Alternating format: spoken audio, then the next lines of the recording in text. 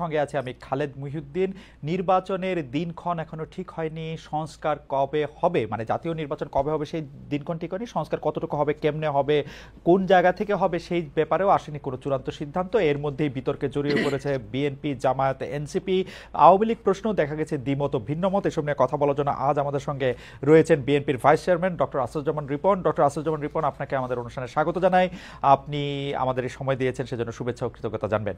আমাদের সাথে আরো থাকছেন বিশিষ্ট সাংবাদিক, রাজনৈতিক বিশ্লেষক জনাব আশরাফ কায়সার। জনাব আশরাফ কায়সার, আপনাকেও আমরা স্বাগত জানাই আমাদের অনুষ্ঠানে। আপনি আমাদের সময় দিয়েছেন এবং আমাদের সাথে থাকছেন, সেজন্য আপনি আমাদের শুভেচ্ছা ও কৃতজ্ঞতা জানবেন। আমি প্রথম প্রশ্ন নিয়ে একটু রিপন ভাই আপনার কাছে আসতে চাই। রিপন ভাই, আপনি জানেন যে গতকাল মানে 26শে মার্চ বিএনপির নাম নিয়েও বিএনপিকে হুঁশিয়ারি দিয়ে জামাতের দ্বিতীয় প্রধান নেতা বলেছেন, বিএনপি যখন দেশ শাসন করেছেন 12 থেকে 13 জন স্বাধীনতা বিরোধীকে প্রেসিডেন্ট বানানো হয়েছে, মন্ত্রী এমপি বানানো হয়েছে। জামায়াতের কার্ড নিয়ে খেললে শেখ হাসিনার মতো নির্মমভাবে বিদায় নিতে হবে তিনি হুঁশিয়ার করে দিয়েছেন। আপনার কাছে একটু জানতে চাইব যে পাশে থাকলে সঙ্গী, না থাকলে জঙ্গি, আপনারা জামায়াতের প্রতি এই অবস্থানটা আপনাদের কাছে কি মনে হয়, আপনার কাছে কি মনে হয়? উনি যা বলেছেন ঠিকই তো বলেছেন, তাই না? থেকে বলেছেন এবং এটা ওনার পার্টির স্ট্যান্ড কিনা সেটা আমি নিশ্চিত নই, কারণ যখন জামাতের নেতারা অনেকেই যখন আমার সাথে টকশোতে অংশ নেন তখন তাদের মধ্যে এই ধরনের স্পিরিট বা বক্তব্য আমি শুনি না সাধারণত। বরং সেখানে তারা অনেকবারই ঐক্যের কথা বলেন। মানে ঐক্যটা হচ্ছে যে আমরা তো একটা ফ্যাসিবাদ বিরোধী আন্দোলনে সবাই ছিলাম, তাই না? মানে আওয়ামী লীগ ব্যতীত আওয়ামী লীগের বিরুদ্ধে বাংলাদেশ সকল শ্রেণী পেশা রাজনৈতিক দলের মানুষ, ডান বলেন বাম বলেন, ধর্মীয় মানে ধর্মাবলম্বী রাজনৈতিক দলগুলো হোয়াটএভার, মানে অর্থাৎ আমি ইসলামিস্ট ফোর্সেসদের কথা বলছি, তো সবাই তো অংশ নিয়েছেন, এতে তো কোনো সন্দেহ নেই। তো মানে যেটার মানে দলীয় ফোরামের বাইরে যে আলোচনাগুলো হয় সেখানে আমরা যেটা শুনি যে আমাদের চূড়ান্ত বিজয় অর্জন না হবে। চূড়ান্ত বিজয় বলতে আওয়ামী লীগের পতন করতে শেখ হাসিনা পালিয়ে গিয়েছেন, একটা অন্তর্বর্তীকালীন সরকার মানে এখন দায়িত্ব নিয়েছে, এটাই কিন্তু চূড়ান্ত বিজয় না। শেখ হাসিনার যে অপশাসনটা ছিল, গণতন্ত্রের বিরুদ্ধে তার যে কাজগুলো ছিল, নির্বাচন ব্যবস্থার বিরুদ্ধে তার যে কাজগুলো ছিল, অর্থাৎ একটা টোটাল একটা ফ্যাসিবাদী কাঠামো তিনি তৈরি করেছিলেন। সেই কাঠামোটাকে ভেঙে বাংলাদেশ রাষ্ট্রকে একটা গণতান্ত্রিক রূপান্তরের দিকে নিয়ে যাওয়াটাই হচ্ছে সবচেয়ে মানে বড় চ্যালেঞ্জ সকল রাজনৈতিক দল বা মানে আপনার 5ই আগস্টে বিপ্লবী বিজয়ী দলগুলোর এটি মানে আপনার লক্ষ্য থাকা উচিত। সুতরাং সেক্ষেত্রে যারা একত্রে আন্দোলন করেছি, পাশাপাশি থেকে আন্দোলন করেছি, তাদের মধ্য থেকে মানে আপনার কোনো দলকেই আপনার মানে ছোট করে অথবা আঘাত করে টিপ্পনী কেটে কথা বলাটা ঠিক না। এটা আমার দলের পক্ষ থেকেও ঠিক না, অন্য দলের কাছ থেকেও যদি আসে সেটা অপ্রত্যাশিত বলে আমি মনে করি। ডক্টর রিপন, আপনার কাছে কি মনে হয় না যে এই বিষয়টার আসলে একটা ফায়সালা করা প্রয়োজন? কারণ মানে আপনি যেটাকে টিপ্পনী কাটা বলছেন সেটা কিন্তু বাংলাদেশের রাজনৈতিক আদর্শের জায়গায় যে একটা বড় দুইটা প্রশ্ন, সেই প্রশ্নটাতে আপনারা বারবার মুখোমুখি হচ্ছেন বিএনপি এবং জামাতে ইসলামী। সেই জায়গাটা থেকে একটু আপনাদের একটু পরিষ্কার করার দরকার না একটা অবস্থান? আর আপনি বললেন যে শেখ হাসিনার ফেসিবাদী কাঠামোকে ভেঙে দেওয়ার জন্য বা আর যাতে এটা না হতে পারে সেই জন্যই হচ্ছে এই জুলাই অগাস্টের স্পিরিট, এই আন্দোলন, এই আত্মত্যাগ। কিন্তু আপনারা তো অ্যাবসলিউটলি শেখ হাসিনার স্পিরিটের মধ্যে আছেন বলে মনে হয় অনেক ক্ষেত্রে। আমি উদাহরণ দিতে পারি রিপন ভাই, আপনি যদি আমাকে ক্ষমা করেন, যে ধরেন চাঁদাবাজির দিক দিয়ে, কে কোথায় থাকবে, কে কোথায় কি করবে, এটা দিক দিয়ে, সংস্কারের প্রশ্ন, সংস্কারের কথা শুনলেই আপনাদের খারাপ লাগে। কিন্তু সংস্কার খারাপ কি? সংস্কার করলে আপনাদের কি অসুবিধা? আচ্ছা, ধন্যবাদ আপনাকে, আপনার চমৎকার কথা বলেছেন। আপনি যদি খেয়াল করে দেখবেন যে বাংলাদেশে যখন কোনো রাজনৈতিক দলই সংস্কারের কথা বলছিল না, তাই না? মানে বিএনপি ছাড়া অন্য কোনো রাজনৈতিক দলের কাছ থেকে আপনি গত 2, 3, 4 বছরে সংস্কার হওয়া উচিত, এই ক্ষেত্রে সংস্কার হওয়া উচিত, ও ক্ষেত্রে সংস্কার হওয়া উচিত, নিশ্চয়ই আপনি সেটা শোনেননি। এবং আপনি নিশ্চয়ই মানে খেয়াল করে থাকবেন আমার নেত্রী বেগম খালেদা জিয়া কারাগারে যাওয়ার আগের বছরে তিনি কিন্তু একটা মানে প্যাকেজ অফ রিফর্ম তিনি ঘোষণা করেছিলেন, তাই না? তাহলে এই যে মানে প্রধানমন্ত্রী, আমি যদি একটু উদাহরণ হিসেবে বলি, প্রধানমন্ত্রী তো বর্তমান ব্যবস্থায় মানে অর্থাৎ একেবারেই লাস্ট ইমিডিয়েট পাস্ট আপনার গভর্নমেন্ট পর্যন্ত প্রধানমন্ত্রীর হাতে তো অ্যাবসলিউট পাওয়ার ছিল, তাই না? শি এনজয়েড অ্যাবসলিউট অথরিটি, তাই না? তো এখন এই ধরনের অবস্থায় থেকে কোন প্রধানমন্ত্রী চাইবেন, কোন রাজনৈতিক নেতা চাবেন যে তার ক্ষমতা অন্য কেউ শেয়ার করুক অথবা তার ক্ষমতার আসুক, ভারসাম্য আসুক? একথা তো বেগম খালেদা জিয়া সেই 2016-17 সাল থেকে বলা শুরু কারণ তিনি করলেন। বিরোধী দলে ছিলেন তখন, সেজন্য না রিপোর্ট ভাই? রাইট। না না না না, এটা আপনি বলতে পারেন, but it is our commitment. এটা তো আমাদের আমাদের যে মানে রিফর্ম প্রপোজালস, আমাদের রিফর্ম প্রপোজালস এর মধ্যে তো আমরা এই কথাগুলো আমরা তুলেছি। প্রধানমন্ত্রী প্রেসিডেন্টের ভারসাম্য থাকবে, তারপর আপনার মানে পার্লামেন্টে আপনার মানে চেক অ্যান্ড ব্যালেন্সের জন্য আপনার দ্বিকক্ষ পার্লামেন্ট থাকবে। যদিও ব্যক্তিগতভাবে আমি দ্বিকক্ষ মানে উচ্চকক্ষ নিম্নকক্ষ পার্লামেন্টের ব্যাপারে মানে ব্যক্তিগত, আমি তো দলের মধ্যে একটা মানুষ, তাই না? তো সুতরাং আমার নিজেরও তো মানে পছন্দ অপছন্দ থাকতে পারে। তো আমার পছন্দটা হয়তো যারা পছন্দ আমরা করি বা না করি তাদের মধ্যে হয়তো আমি মানে আমি সংখ্যা লঘিষ্ঠ হয়তো, হ্যাঁ আমি, কিন্তু আমি ব্যক্তিগতভাবে আপনার মানে উচ্চ কক্ষের ধারণার সাথে একমত নই। কারণ পৃথিবীতে আমার দেখা অনেক উন্নত দেশে আপনার যারা উচ্চ কক্ষ নিম্ন কক্ষ নিয়ে আছেন, ইভেন আপনি যেই দেশটিতে বসে আপনি অনুষ্ঠান পরিচালনা করছেন সেখানে আপনি দেখবেন ওখানে সিনেট এবং কংগ্রেসের মধ্যে বিরোধ, এবং এই ধরনের বিরোধের মধ্য থেকে, তাই না, ওখানে আপনার রেভিনিউ বাজেট কিভাবে হ্যাম্পার করে, মানুষের বেতন হয় না, নানা ধরনের কিন্তু জটিলতা, মানে অনেক সময় মানে আপনার গভর্নমেন্টই আটকে যায় এরকম একটা অবস্থা থাকে। ইভেন আমরা মানে যুক্তরাজ্য এই অবস্থা দেখেছি, তাই না? এইগুলো খুব উন্নত ডেমোক্রেসিতে যেখানে এই ধরনের অচল অবস্থা মাঝে মধ্যেই তৈরি হয়, সেক্ষেত্রে বাংলাদেশের মতো দেশে যেখানে আমরা ডেমোক্রেসিটাই প্রপারলি প্র্যাকটিস করি নাই, বা মানে সময় গণতন্ত্রের নামে ক্ষমতা আসার পরও মানে আপনার সেই যদি আপনি 72-73 সালের কথা যদি বলেন, ফার্স্ট যখন আপনার সংবিধান তৈরি হলো, সেই সংবিধান অধীনে যে নির্বাচনটা হলো সেখানে তো গণতন্ত্রের আকাঙ্ক্ষার কথাই আপনার উচ্চারিত হয়েছিল। তারপর আমরা কি দেখি না যে সেখানে একটা গণতান্ত্রিক ভাবে একটা নির্বাচিত সরকার বা গণতন্ত্রের প্রতি প্রতিশ্রুতিশীল একটি সরকার কিভাবে আপনার মানে ফ্যাসিবাদী চরিত্র গ্রহণ করে, কিভাবে একদলীয় ব্যবস্থা যায়।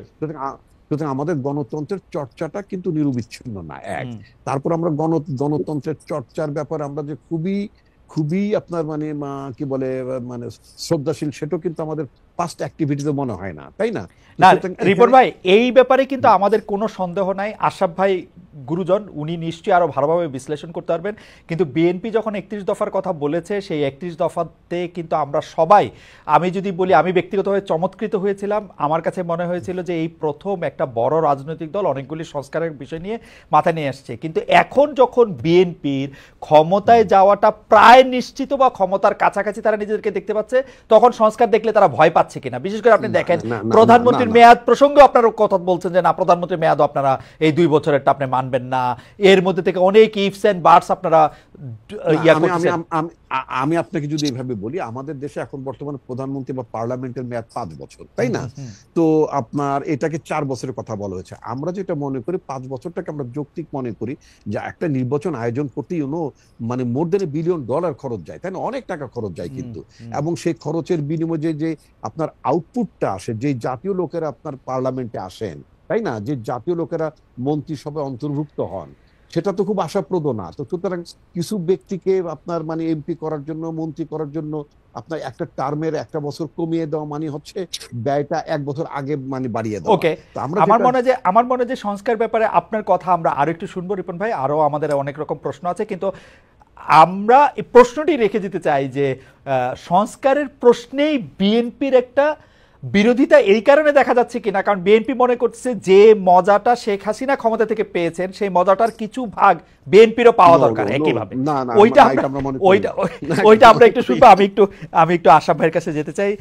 আশরাফ ভাই, আমরা যদি এই বিএনপি জামায়াতের প্রশ্নটা হলো রিপন ভাই যেটা বলছেন যে সেটা আসলে ফয়সালা হওয়া দরকার কিনা, সেই প্রশ্নটা যদি আমরা করি, কিন্তু আমাদের অরিজিনাল প্রশ্নটাও যদি আমি একটু করে রাখি, সেটা হচ্ছে যে গতকাল সাংবাদিকরা যে 71-24 নিয়ে সাবেক উপদেষ্টা বর্তমানে এনসিপির চিফ নাহিদ ইসলামকে যে প্রশ্ন করেছেন, উপদেষ্টা জনাব আসিফ মাহমুদ সজীব ভুঁইয়াকে প্রশ্ন করেছেন, এই প্রশ্ন করা, এই তুলনা করতে চাওয়া, এইটাকে কিভাবে বলবেন, কি বলবেন, এর মধ্যে আপনি রাজনীতি দেখেন কিনা, সাংবাদিকতাকেও বা আপনি কিভাবে বিশ্লেষণ করছেন? আমার অবশ্য কোনো অসুবিধা নাই, আমার কাছে মনে হয় সাংবাদিকরা যে কোনো প্রশ্ন যে কোনোভাবে করতে পারে।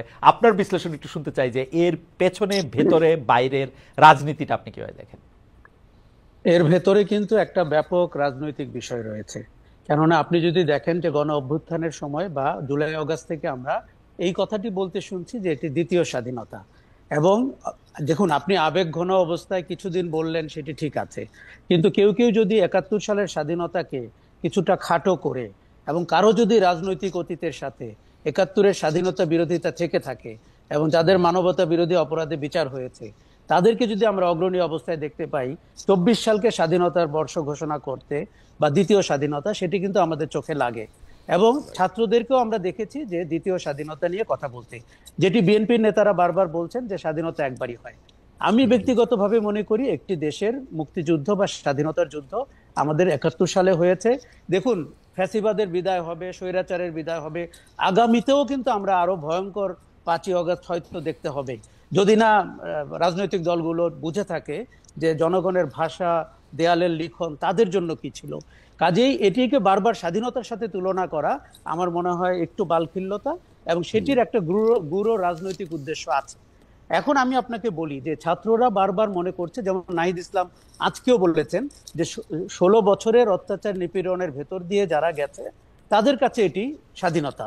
কিন্তু আমি তার সাথে দ্বিমত করি। আমার মনে হয় এই নিপীড়নের ভেতর দিয়ে বিএনপি সবচেয়ে বেশি গেছে দল হিসেবে, কেননা বড় দল। জামাত ইসলামীও গেছে, কিন্তু যেহেতু জামাত ইসলামী বাংলাদেশে একটা ইউনিক পজিশনিং এ আছে, যার 71 সালের মানে মানে গণহত্যায় সহযোগিতার অভিযোগ রয়েছে, এই অপরাধের তদন্ত হয়েছে, কারো কারো বিচার হয়েছে, কাজে তার কথাকে আপনি গুরুত্বের সাথে নেবেন রাজনৈতিক প্রেক্ষাপট থেকে। আপনি শুরুতে যে প্রশ্নটি করেছিলেন বিএনপিকে সততার সাথে এই প্রথম এই প্রশ্নের জবাব দিয়ে নির্বাচনী যুদ্ধে অবতীর্ণ হতে হবে, সেটি হচ্ছে স্বাধীনতা বিরোধীদের সাথে তার রাজনৈতিক সম্পর্ক কি এবং তার ভবিষ্যৎ পরিকল্পনা কি। দেখুন, আমি মনে করি বিএনপির জন্য না শুধু 5ই আগস্ট কিন্তু আমাদের রাজনৈতিক ক্লাসকে একটি বেকায়দায় ফেলে গেছে, কেননা হাসিনা যে এত দ্রুত পালিয়ে যাবেন এবং আওয়ামী লীগের শাসন যে এরকম করে ভেঙে পড়বে, এটি তারা আসলে বুঝতে পারেন নাই। ফলে তারা কিন্তু রাইটলি পজিশন না, এরকম একটি পরিস্থিতিতে তাদের রাজনৈতিক বয়ানকে কি করে মানে রেলেভেন্ট করে মানুষের কাছে যাবেন। যেমন রিপন ভাই বারবার 31 দফার কথা বলছিলেন। খালেদ, আপনার মতো আমিও কিন্তু চমৎকৃত হয়েছিলাম যখন তারা ওটি প্রণয়ন করেন। আপনাকে শুধু একবার মনে করিয়ে দিই কোন পরিস্থিতিতে করেছিলেন। যখন আমরা দেখছিলাম যে হাসিনার শাসন প্রতিবার প্রলম্বিত হচ্ছে একটি অদ্ভুত নির্বাচনের ভেতর দিয়ে, এবং বিএনপির কাছ থেকে ক্ষমতায় যাওয়ার সম্ভাবনা আরো দূরবর্তী হয়ে যাচ্ছে, সেই প্রেক্ষাপটে তারা করেছিলেন। তখন কিন্তু তারা কোনো বামপন্থী দল, রাষ্ট্র সংস্কার আন্দোলন, এদের সাথেও সক্ষতার ভেতর দিয়ে সংস্কারের কথা বলেছেন। আশরাফ ভাই, আপনার অনুমতি নিয়ে আমি শুধু ওই সময়টা কথা, মানে রিপন ভাই, আমি আশরাফ ভাই কোনো একটা জায়গায় একসাথে কথা বলতেছিলাম, সেটা 2012-13 সাল এরকম হতে পারে। সেই সময় 13 সালের নির্বাচনটি হওয়ার পরপর 14 সালে এসে আমরা শুনলাম, বা 14 সালের নির্বাচনের পরপর আর কি, আমরা শুনলাম যে শেখ হাসিনা 2041 সাল পর্যন্ত ক্ষমতায় থাকতে চান। আমার তো খুবই হাসার অভ্যাস, আমি খুব জোরে একটা অট্টহাসি হাসলাম যে এগুলি কি বলে, পাগল টাগলের মতো কথা। কিন্তু আসলে যদি 2024-এর জুলাই আগস্টে এরা এই ঘটনা না করতো, এটা তো 2041 তো মনে হয় মানে তারা তো ক্ষমতাটাকে এইরকম ভাবেই দেখতেছিল যে এখানে তো আর কোনো কিছু, মানে যেটা আমরা হাইসা উড়ে দিতে চাইছিলাম সেইটাই তো বাস্তবতার দিকে যাচ্ছিল। খালেদ, আমি শুধু একটু যোগ করি, আমাদের রাজনৈতিক দলগুলো তার সর্বোচ্চ চেষ্টা করেছেন, বিএনপিকে আমরা দেখেছি, এবং কিন্তু এটি মেনে নিতে হবে যে রাজনৈতিক দলগুলো শেখ হাসিনা সরকারকে ক্ষমতা থেকে গদিচ্যুত করতে পারেনি, এটি মেনে নিয়ে করতে হবে। জামাতের ব্যাপারে বিএনপির অবস্থানকে আমরা এখন বলি, দেখুন জামাতকে নিয়ে তারা সরকার গঠন করেছেন এবং ওই সরকার বাংলাদেশে 5 বছর ছিল, এবং আমরা বিএনপির গণতান্ত্রিক মূল্যবোধ বা শ্রদ্ধাবোধের দুটি উদাহরণ আপনাকে আমি দেই। একজন সাবেক রাষ্ট্রপতিকে বিএনপির শাসন আমলে কি করে বিদায় নিতে হয়েছিল আপনি দেখেছেন। তেজগাঁতে একটি উপনির্বাচনে বিএনপি কি ভূমিকায় গিয়েছিল একজন অত্যন্ত আলোচিত ব্যক্তিকে সংসদ সদস্য করার জন্য। কাজে ওই বিএনপিকে 17 বছর আগে আমরা যেভাবে দেখেছি, আজকে তাকে আবার প্রকাশ্যে বলতে হবে তার গণতান্ত্রিক চেতনাবোধ, নাগরিকদের গণতান্ত্রিক অধিকার এবং স্বাধীনতা বিরোধীদের সাথে তার সম্পর্ক নিয়ে তিনি নির্বাচনী যুদ্ধে কিভাবে যেতে চান। দেখুন, সংস্কারটির এখন আলোচনার রাইট টাইম। এই সময় যদি আপনি গাইগুই করতে থাকেন, এই সময় যদি সংসদের মেয়াদ, আপনি বিএনপিকে প্রশ্ন করুন তো 3 বছর আগে কি তারা সংসদের মেয়াদ 4 বছর হলে বিরোধিতা করতো? আমি নিশ্চিত বলে দিতে পারি করতো না। প্রধানমন্ত্রী 2 বারের বেশি 3 বার থাকবেন না, এই কথা কি তারা বিরোধিতা করতো? করতো না। এখন ক্ষমতা তাদের চোখের নিকটে চলে এসছে। কানের পাশে চলে এসছে, তারা শুধুমাত্র একটি নির্বাচনের অপেক্ষায়। এবং তারা, আপনার মনে আছে কিনা, শেখ হাসিনা বিদায়ের 72 ঘন্টার মধ্যে বিএনপি একটি জনসভা করেছিল। আমি কৌতূহল বশত, কারণ আমি একজন সাংবাদিক, সব মহলে বিচরণ করতে চাই, আমি ওই জনসভায় গিয়েছিলাম। সেখানে তারা 3 মাসের মধ্যে নির্বাচন করে ক্ষমতা ছাড়তে বলেছিল। আমি অবাক হয়ে লক্ষ্য করছিলাম যে তার মানে তারা জুলাইয়ের যে আন্দোলন, অগাস্টের যে ভয়াবহ গণহত্যা, সেটিকে তারা তো কি বিবেচনায় নেয়নি? দেয়ালের লিখন তো 50% তাদের জন্য, শেখ হাসিনার জন্য 50%, বিএনপি, জামাত এবং নাগরিক। কিন্তু আশা ভাই এইটা একটু বোঝার জন্য, নির্বাচনটা এমন কি খারাপ জিনিস? শেখ হাসিনা আমলে তো আমাদের গলায় এই ফাঁস লাগছিল যে আমরা তো কোনো একটা নির্বাচনই পাইতেছিলাম না। তো এখন নির্বাচন হইয়া আসবে, এটা কি এমন? মানে হ্যাঁ, জুলাই আগস্টে আন্দোলন নির্বাচনের জন্য হয় নাই, আবার নির্বাচনের জন্য হইছেও তো। শেখ হাসিনা নির্বাচনটা খারাপ বলছি না, এবং আমি আপনাকে বলি, বাংলাদেশের লোক 17 বছর নির্বাচন ভোট দিতে পারেনি। একটি রাজনীতি প্রিয় জাতি, যার ভোট প্রিয় জাতি, তাকে আপনি নির্বাচন থেকে বঞ্চিত করেছেন। এফডিসির নির্বাচন ছাড়া আর কোন নির্বাচন বাংলাদেশে 16 বছরে আলোচিত হয় নাই।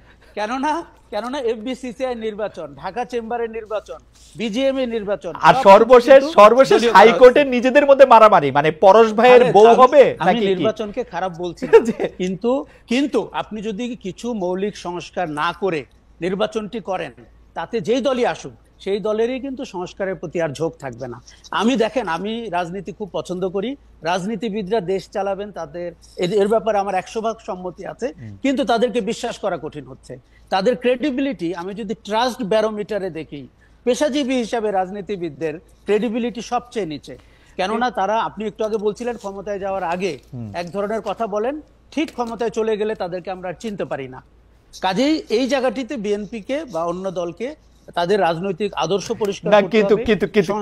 কিন্তু আশা ভাই, আপনি যদি আমাদেরকে এইটাও একটু বলেন, যারা রাজনীতি না করে এখন যারা ক্ষমতায় আসেন, তাদেরকে আপনি বিশ্বাসে কোন ব্যারোমিটারে কত নম্বর দিবেন? আমার কোনো আপত্তি নেই আশা ভাই, আপনারা আমি খালি দুইটা বড় কথা বলি। ডক্টর ইউনূস ক্ষমতায় বসার পরে তিনি তার সকল মামলা বাদ দিয়ে দিলেন। ডক্টর ইউনূস তার বিরুদ্ধে থাকা মামলাগুলি বাদ দেওয়ার ক্ষেত্রে কি একবারও, যেটাকে আমরা পলিটিক্যাল কারেক্টনেস বলি, সেইটা উনি অনুসরণ করছেন? আপনি উনাদের উপদেষ্টাদের কথা শোনেন ভাই, আপনি দেখেন উনাদের উপদেষ্টা বলে একটা সেনাপ্রধান নাকি উইথ এ হেভি হার্ট ইউনূসকে মেনে নিছেন। তাহলে তো একজনের হয় উপদেষ্টা যাবে, নাহলে ইউনূস সাহেব যাবে, নাহলে সেনাপ্রধান যাবে। এগুলি কি? এবং চাঁদাবাজি, অন্যায়, লুটতরাজ, আমারে মাফ করবেন, এর কোনোটা কম করতেছে কোনো জায়গায় দিয়া? আমি তো দেখতেছি না। খালেদ, গণতান্ত্রিক শাসন সমস্ত দোষ সত্ত্বেও সবচেয়ে ভালো শাসন। তারপরে সেনাবাহিনী বা সেনা শাসন আপনার অ্যাকসেপ্টেবল না। আর আপনি যদি অনির্বাচিত সরকার, যেটি তত্ত্বাবধায়ক হোক, অন্তর্বর্তী হোক, যেই নামেই ডাকেন, তারা আমার চোখে সবচেয়ে জবাবদিহিহীন শাসন ব্যবস্থা।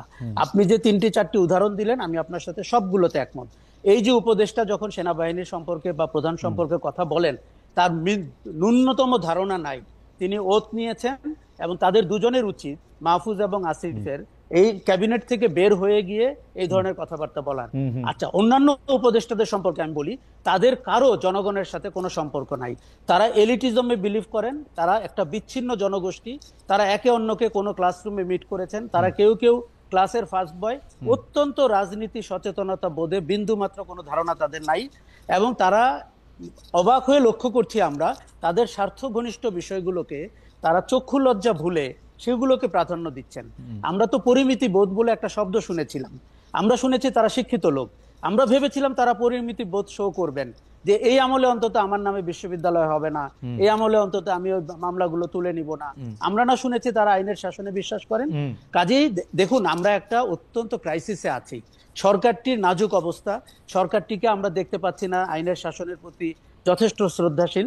কিন্তু রাজনৈতিক দলগুলোকেও যদি আমরা সংস্কারে আপনার কমিটেড না করতে পারি, বিশেষ করে বিএনপির মতো দলকে, তাহলে আমরা যাবো কোথায়? কিন্তু আমরা তো একটু গণতান্ত্রিক শাসন। কিন্তু আশা ভাই, এই যে রিপন ভাই এখানে বসে রয়েছে, বিএনপির গুরুত্বপূর্ণ নেতা, কিন্তু তবু আপনারা আমি এই প্রশ্ন করতে চাই, আমি রিপন ভাইকে আমরা বিএনপির কেমনে করবো এটা? বিএনপি তো আমাদের কথা শুনবে না, কারণ বিএনপি যে এই 3 বারের প্রধানমন্ত্রী, 2 বারের প্রধানমন্ত্রী নিয়ে ক্ষমতায় যাওয়ার আগেই প্রশ্ন তুলতে পারে, এটা আমার ধারণারও বাইরে ছিল।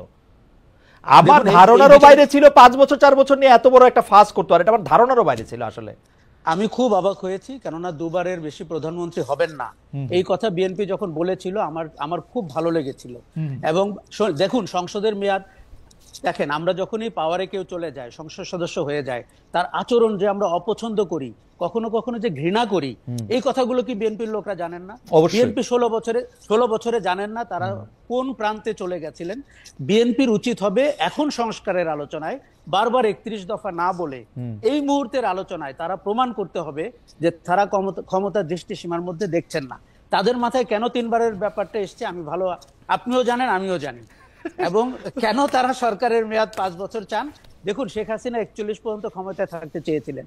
এখনো কেউ কেউ বাজারে হাসিনার ফেলে যাওয়া ভূমিতে তার দলের ভোট, তার যে, আমি একদিন সেদিন বলেছি আমাদের কোনো রাজনৈতিক দল আওয়ামী লীগ হতে চাচ্ছে, কেননা আওয়ামী লীগের যত কুকর্ম সেগুলোকে তারা বরণ করে নিয়েছেন। তারা শুধু কলোনিয়াল শাসনের মতো ওই চ্যাটটিতে আওয়ামী লীগ নেতৃবর্গের জায়গায় নিজেদেরকে দেখতে চান। রিপন ভাই ওই আচরণই করতে চান। আশা ভাই, আমরা একটু রিপন ভাইকে শুনি। রিপন ভাই, আমি আপনাকে প্রশ্ন আমি আগেই করে রেখেছিলাম, আপনি আশা ভাইয়ের মন্তব্য শুনেছেন বিএনপি ক্ষমতার কাছাকাছি যাওয়ার ক্ষেত্রে।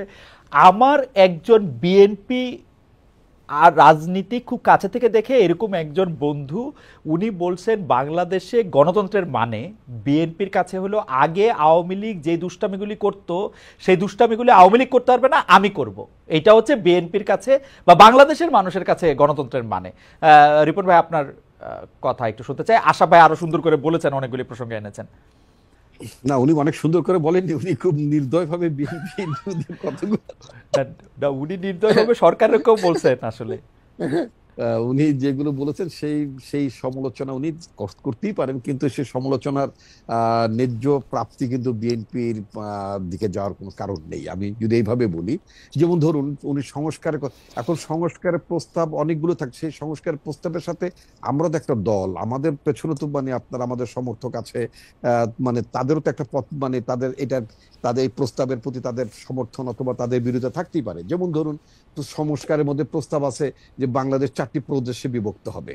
4টি প্রদেশে বিভক্ত মানে 4টা প্রাদেশিক পরিষদ হবে, 4টা প্রাদেশিক সরকার হবে, 4টা গভর্নর হবে। আমার দল তো এটা এই এই এই এই দেশটাকে 4টা প্রদেশে করার বা একাধিক প্রদেশে করার এই কনসেপ্ট আমার দল বিশ্বাস করে না, পছন্দ করে না। সুতরাং আমি তো এটা ন্যায্যতেই আমি এই এই এই সংস্কার প্রস্তাব বিরোধিতা করতে পারি।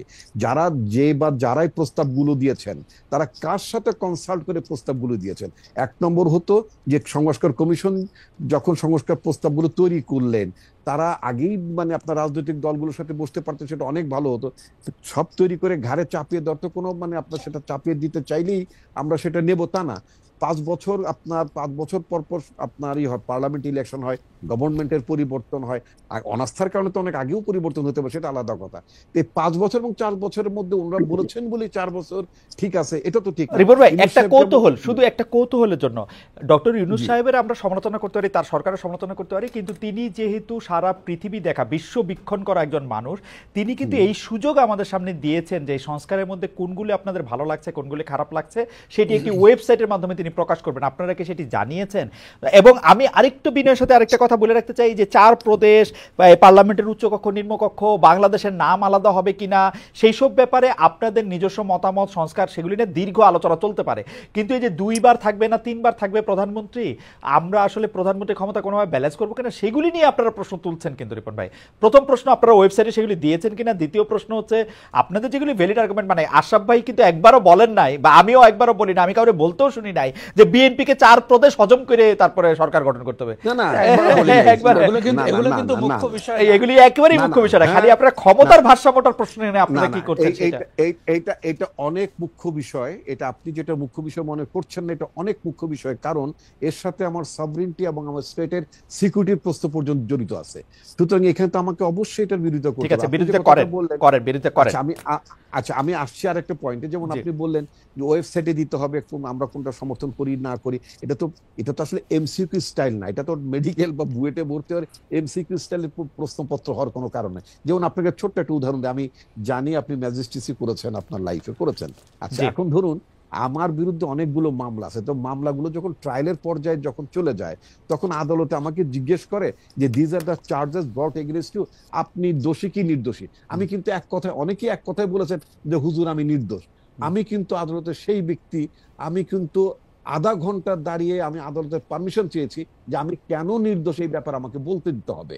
আমি নির্দোষ, আমি দোষী নই। আপনার বিরুদ্ধে আমার বিরুদ্ধে চার্জেস এনেছে সেগুলোর সাথে আমি একমত নই, এগুলো সব মিথ্যা কথা। কিন্তু কেন মিথ্যা কথা, কেন আমাকে ফাঁসানো হচ্ছে এই ব্যাপারে আমি এক্সপ্লেনেশন অবশ্যই এক্সপ্লেনেশন দিবেন। কিন্তু রিপন ভাই, আমার প্রশ্ন, আপনি আমাদের নেতা, আপনার কাছে আমার প্রশ্ন যে ওয়েবসাইটে কি জায়গা কম ছিল? এক্সপ্লেনেশন করতে কি কোনো বাধা ছিল? হ্যাঁ হ্যাঁ, স্প্রেডশিট মানে এটা তো আপনাকে টিক দিতে বলে নাই, আপনি লাইন লিখতেন 10টা। হ্যাঁ লেখা আছে তো, লিখতে আমরা কি চাই কি চাই না সেটা আমরা অবশ্যই না সেটা আমরা সংস্কারের প্রশ্নে রিপন ভাই, সংস্কারের প্রশ্নে আমি সংস্কার প্রশ্নের কথাই বলছি। সেগুলো কিন্তু বিশদভাবেই কিন্তু আমরা এক্সপ্লেনেশন দিয়েছি যে কেন আমরা এটা চাই না বা কি বৃত্তান্ত। এটা তো শুধু ইয়েস নোর বিষয় না, এটা কিন্তু আমরা বলেছি। আর বাদ বাকি আরেকটা কথা আপনাকে একটু মনে করিয়ে দিতে চাই, মনে হবে যেন মানে সমস্ত সংস্কার মানে ঠেকে আছে প্রধানমন্ত্রীর মেয়াদকে কেন্দ্র করে। In fact it is not. আমাদের পার্টি কিন্তু বলেছে যে these are the proposals from our side, আমরা প্রপোজাল গুলো দিয়েছি, কিন্তু অন্যরাও যদি এর চেয়ে কোনো বেটার প্রপোজাল দেয় সেটাও কিন্তু আমাদের দল সেটা গ্রহণ করতে রাজি আছে। এই উদারতা দেখাতে কিন্তু আমরা কার্পণ্য করিনি। আমরা বলেছি যে 31 দফাই কিন্তু ফাইনাল দফা না। অর্থাৎ কেউ যদি মনে করে যে প্রধানমন্ত্রীর মেয়াদ 2 না 1.5 মেয়াদ হবে, মানে 1.5 হবে, সেটাও যদি কনসেনসাস হয় হতে পারে। না রিপন ভাই, আপনার সাথে কথা কয়ে পারবো না, কিন্তু আমি আশা পাই আরেকটা যে প্রসঙ্গ তুলছেন সেই প্রসঙ্গটার ক্ষেত্রে আমি আপনার একটু দৃষ্টি আকর্ষণ করতে চাই।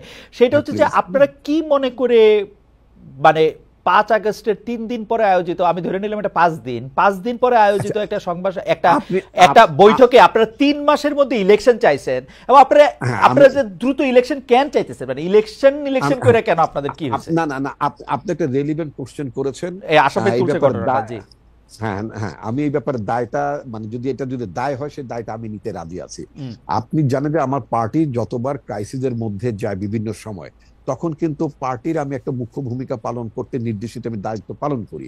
ঠিক এবারও কিন্তু আপনার এই 5ই অগাস্টের পূর্ব মুহূর্তে যখন আমাদের অনেক নেতৃবৃন্দ আপনার কারাগার ছিলেন, সামহাও আমি মোটামুটি আমি অ্যারেস্ট এসকেপ করতে পেরেছি।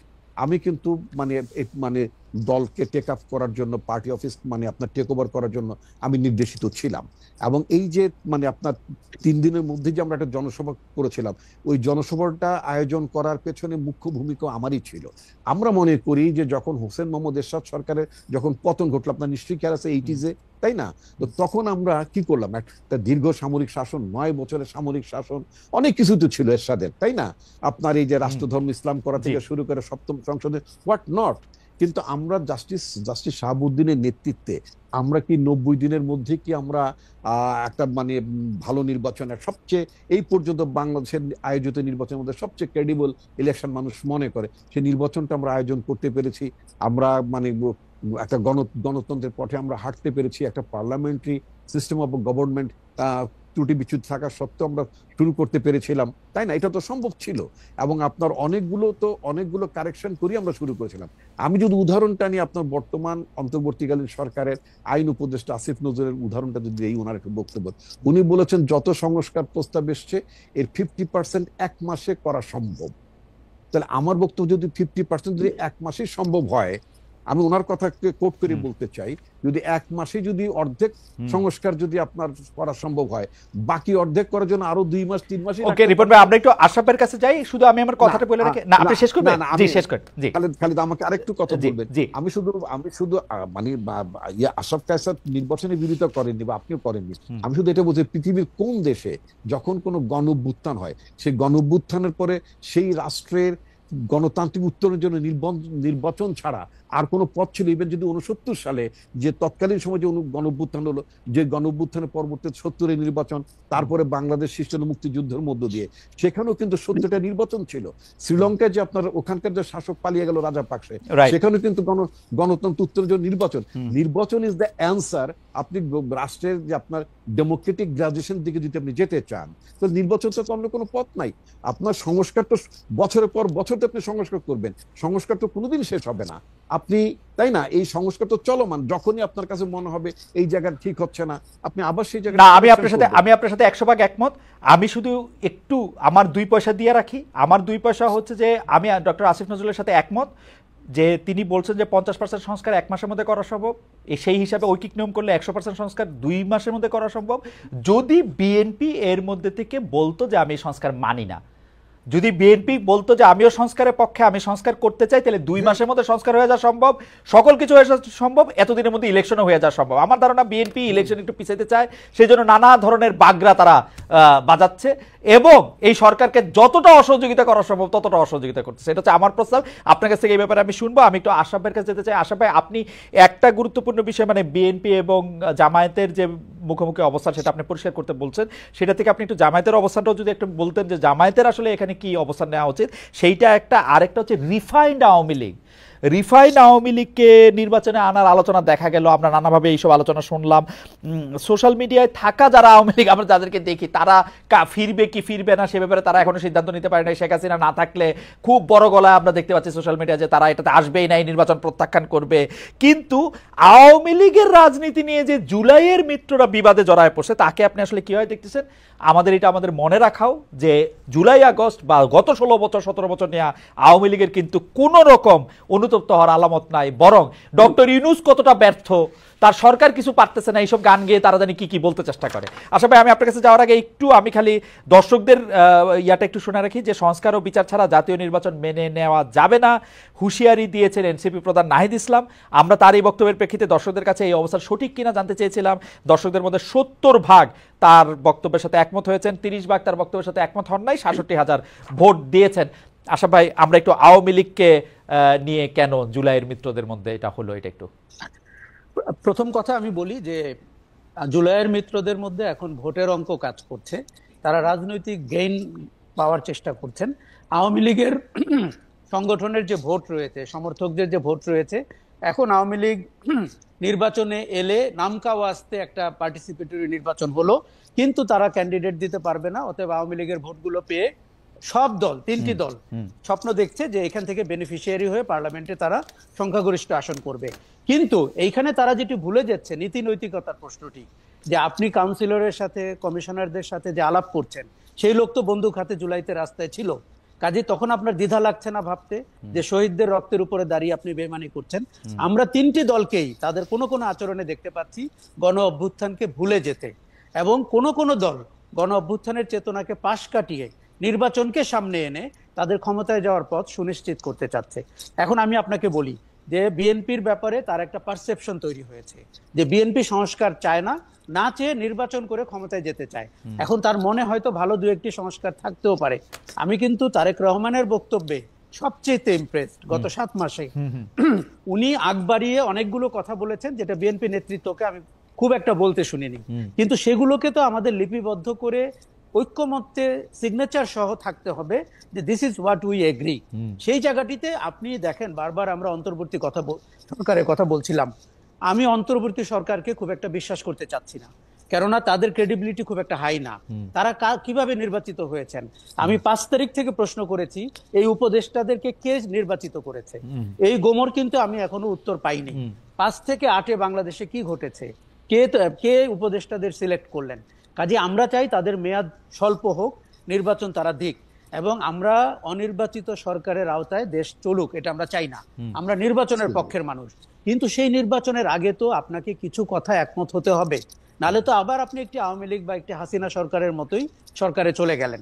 কাজেই আমি কিন্তু ভেবেছিলাম যে অন্তর্বর্তী সরকারের না, বিএনপি সবচেয়ে বেশি সংস্কারে অগ্রণী ভূমিকা পালন করবে। বিএনপি আগ বাড়িয়ে বলবে যে সরকার যেন বাধ্য হয় এই সংস্কারগুলোকে করতে, অথবা জামাত অথবা জাতীয় নাগরিক পার্টিও যেন বিএনপির সাথে সুর মিলাতে পারে। আমরা বিএনপিকে ওই জায়গাটিতে দেখতে পাচ্ছি না। মানুষের পারসেপশন তৈরি হয়েছে আপনি সংস্কার চান না, আপনি নির্বাচন চান, কিন্তু বিএনপিকে এটা ক্লিয়ার করতে হবে। দেখুন পারসেপশন, খালেদ আপনি খুব ভালো জানেন, পারসেপশনটাকেই ব্যাটল করতে হয়। Perception is reality, right? Absolutely. এইবার রিফাইন্ড আওয়ামী লীগ সম্পর্কে আমি বলি, আমি ফ্যাসিবাদের উপরে যতটা পড়াশোনা করেছি, বাংলাদেশ আওয়ামী লীগের সমর্থক, কর্মী, শুভানুধ্যায়ী, কমান্ডাররা আমার কাছে একটি নতুন বিস্ময়। তারা অনুশোচনাও করেননি, তারা দোষ স্বীকার করেননি, তারা গণহত্যার দায় নেন না, তারা উল্টো ওই গণহত্যাকে পাশ কাটিয়ে অ্যাজ ইফ পৃথিবীতে কিচ্ছু ঘটে নাই, তাদের গতকালকে জন্ম হয়েছে, তারা ইউনূস সরকারের সমালোচনা করেন, ছাত্রদের দুর্নীতি নিয়ে কথা বলেন। দেখুন এগুলোতে আমার কোনো সমস্যা নাই ফ্যাক্ট বেস হলে, কিন্তু তারা গুজব নির্ভর, তারা মিথ্যাচার করছেন। তাদের মুখে আপনার সবচেয়ে নিরীহ লোকটিকেও আওয়ামী লীগ সমর্থিত আমি আজ পর্যন্ত অনুশোচনা করতে দেখিনি। এটি আমার কাছে খুব ভয়ের। কেননা বাংলাদেশের রাজনীতি আমরা যতটা বুঝি, আওয়ামী লীগকে ক্ষমতার বাইরে রাখা, দেশকে স্থিতিশীল রাখা কিন্তু খুব কঠিন কাজ। কারণ একটি মিলিটেন্ট সংগঠন এবং যাদের এখন টাকা পয়সা আছে, আপনি জানেন 15-16 বছরে তারা প্রায় 233 কোটি টাকা নিয়েছে। কাজেই রিফাইন্ড আওয়ামী লীগ বলে যে প্রপোজালটি বাজারে এসছে, এটি অত্যন্ত অযৌক্তিক, অগ্রহণযোগ্য। এটি আওয়ামী লীগের করিডোর থেকে পাশ হয়ে কোথাও বাজারে আসবে না। আপনি এখন বলুন যে স্পিকার মহিলাটি ছিলেন, তিনি কিভাবে স্পিকার হয়েছেন 3 বার, তিনি কিভাবে এমপি হয়েছেন? যেই সাবির হোসেন চৌধুরীর কথা হচ্ছে, অথবা সোহেল তাজ, অথবা ঢাকার যে ভোটহীন মেয়র যিনি নির্বাচন ছাড়া মেয়র হয়েছেন, এরা কি করে ভালো আওয়ামী লীগার হয়ে গেল আপনার কাছে? না, তারপরে আমি এখন পর্যন্ত একজন আওয়ামী লীগের সমর্থককেও প্রকাশ্যে বলতে দেখি নাই যে এই কাজগুলি ভুল হয়েছে। তারা শুধু বলেন যে ইউনূস সরকার ব্যর্থ, হ্যাঁ আমাদেরই এখন আবার ফিরে আসতে হবে, কারণ তারা দেশ চালাতে পারতেছে না। তারা 150টা কারণ আছে। দেখুন, আমি খালেদ গণ অভ্যুত্থানকে বাংলা মানে অত্যন্ত পিওর ফর্মের জনগণের অভ্যুত্থান বলতে পছন্দ করি। কেননা এই ছেলেগুলো 50 জনও ছিল না জুলাই মাসের 1 তারিখে, আমি যতটুকু জানি। এরা কিন্তু, আমি এটাকে নাম দিয়েছি ক্রাউড সোর্স রেভলিউশন।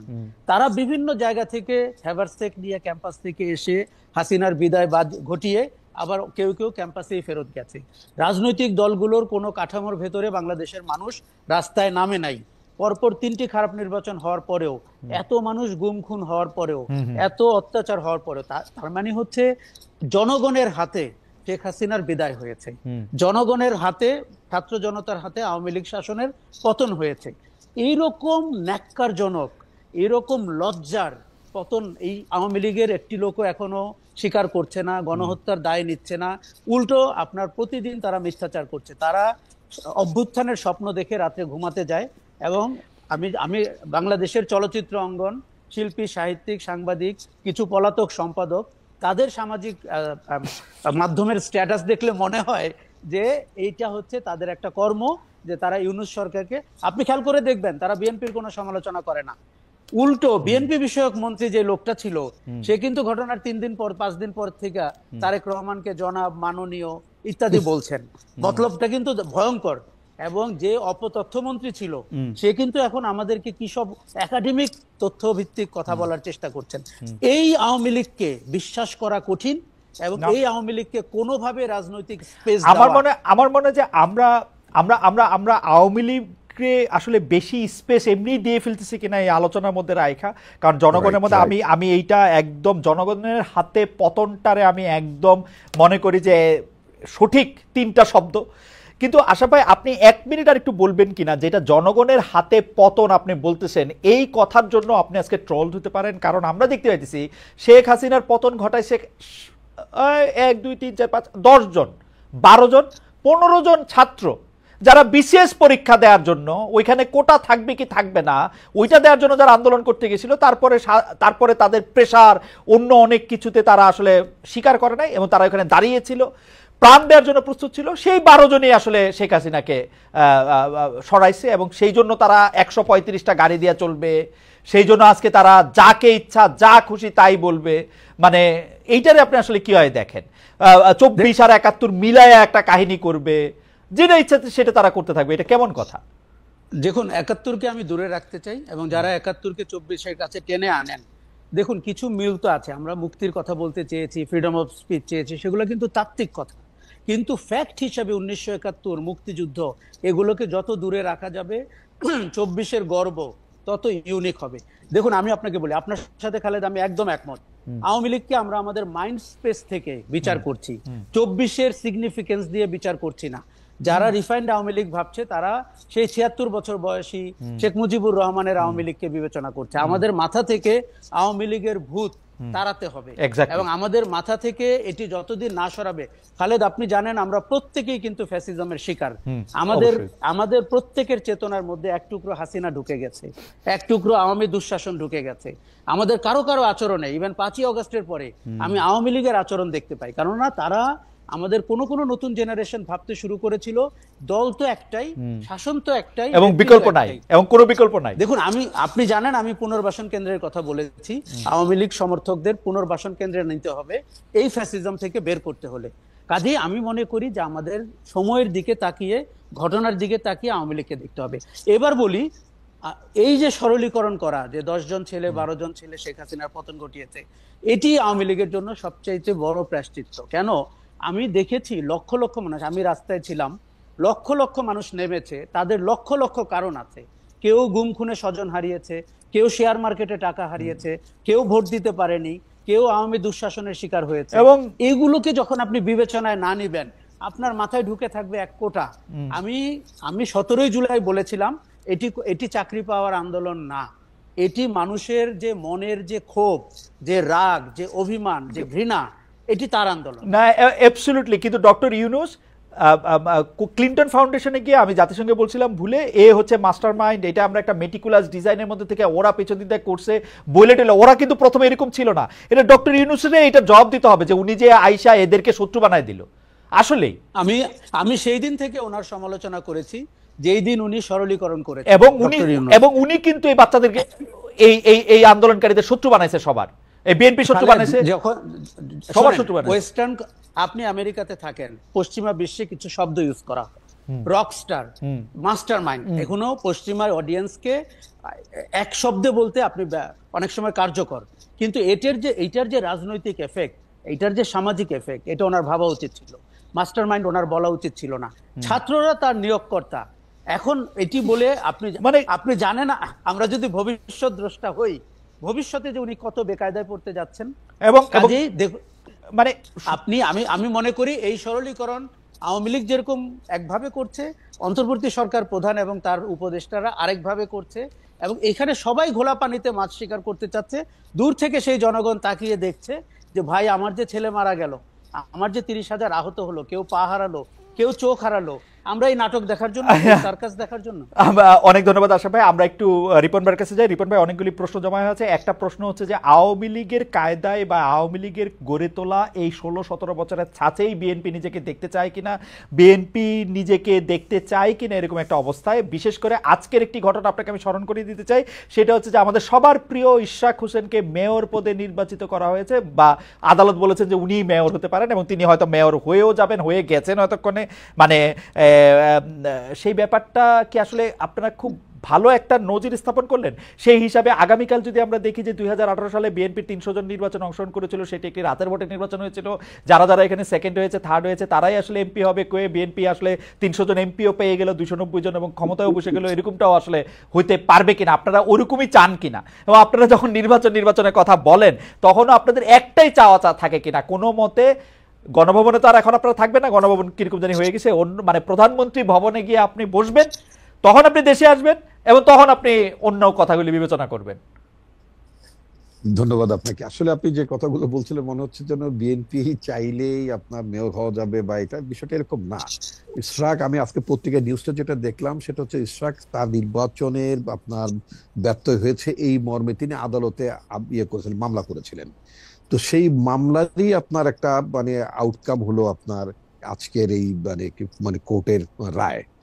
এখন এটা তো কোর্টের বিষয়, এটা তো আসলে দলের বিষয় না। দল তো এমন কোনো ডেমনস্ট্রেশন করেনি যে আমাদের যারা মানে নির্বাচনে অংশ নিয়েছিল তাদেরকে বিজয়ী ঘোষণা করতে হবে।